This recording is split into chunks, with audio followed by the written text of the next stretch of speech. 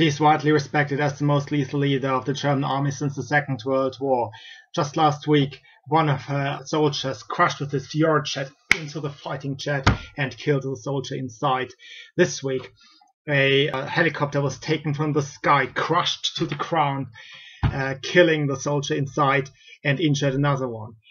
And when Ursula von der Leyen took office, she saw an army in front of her with tanks and jets and helicopters, and she halved the vehicles and weaponry in front of her. Yes, I know, conservatives find the hair here and there in the soup everywhere. Everybody says rightly, why are conservatives complaining all the time? Me. And yes, okay, I have to admit, I have some issue with that. It was her own troops. Now she set her eyes on higher ambitions, and she is nominated to become the next head of the EU Commission.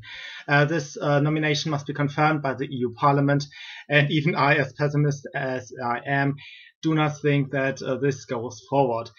Still, it is quite amusing, isn't it? Here you have Ursula von der Leyen introduced to the debates that were between the candidates for that very position of the EU leader, head of the Commission.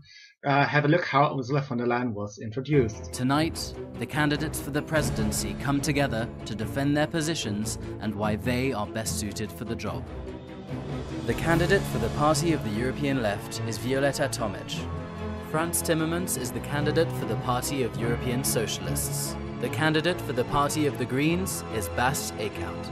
Guy Verhofstadt is the candidate for the Alliance of Liberals and Democrats for Europe. The candidate for the European Conservatives and Reformists group is Jan Zahradil. Each of these candidates wants to be the next president of the European Commission. But it's not about us, it's about the candidates for Europe's top job. So please welcome Nico Cue, a Spanish-born Belgian trade unionist and lead candidate for the European Left.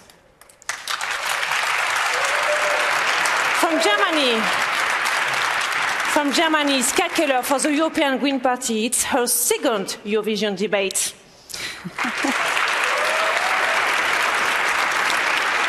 From the Czech Republic, Jan Zahradil, member of the European Parliament for Alliance of Conservatives and Reformists in Europe.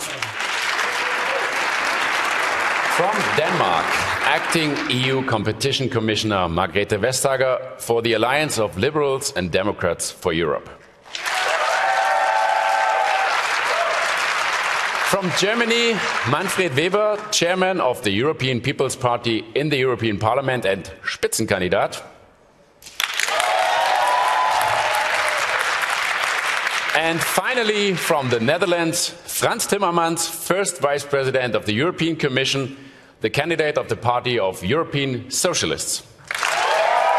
Yes, she was not present. Yes, right. So that is how you are dealt with in a non-democracy. You may wish this or want that, and you know, Santa Claus has some other things in mind for you. Isn't that great? Always surprises in non-democracies. So here we are. Ursula von der Leyen is set to fail and set to wreck, which is the only thing that qualifies her as a Minister of Defense, I suppose. And if you are a left-winger, you do not really mind if the wrecking is your own country or somebody else's. I think everything is then good. That was it for today, and I'll see you soon. Bye.